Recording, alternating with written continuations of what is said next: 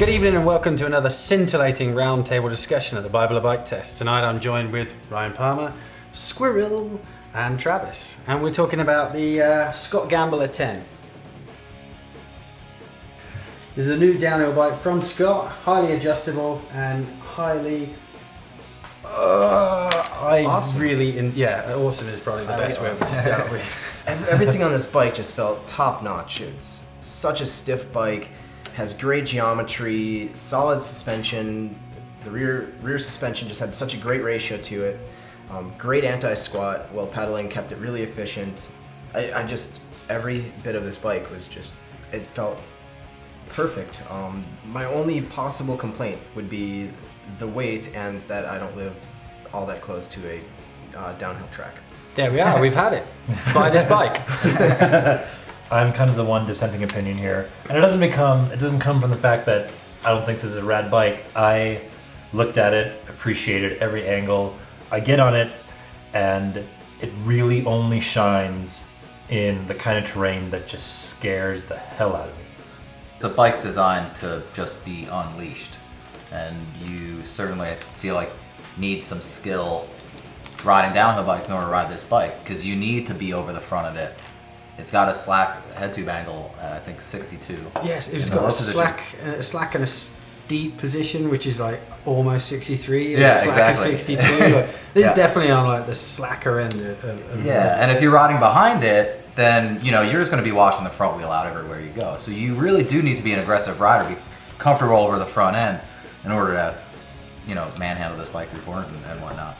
Some people use the word uncompromising on a bike like this. I don't think it's quite the word, because there are some lovely, like quite beautiful compromises in this bike. And I think part of that is the adjustments you can make to the bike. We had our bike in the shorter rear end, and the low setting puts it at the bottom bracket 13.6 inches high, which we talked about. It's like a trail bike.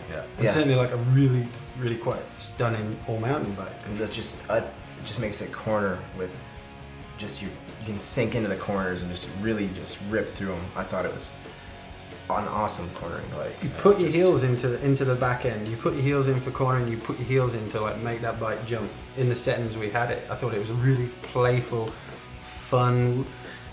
Free ride is a dead word, but you could very much free ride on this bike. It's a great bike, and in a short position, it's so short. You can get the front wheel off the ground and be manual through sections really easily. My manualing skills are not what they should be, and I had no problem going through several whoops in some sections with the front wheel up, and it just made me feel like a hero. I was loving it. And that's something that for people like me, the higher bottom bracket setting might feel a little more at home for me. The head tube is a little bit steeper.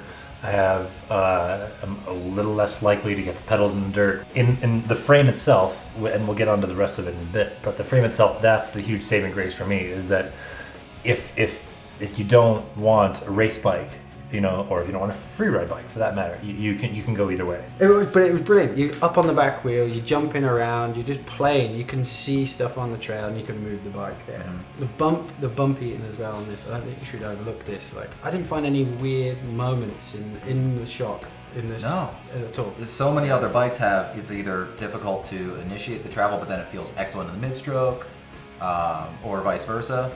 And this bike just feels solid throughout the entire suspension range. None of this felt undergunned, with the brakes or shifters or derailleur or anything. Right? It makes me question Saint.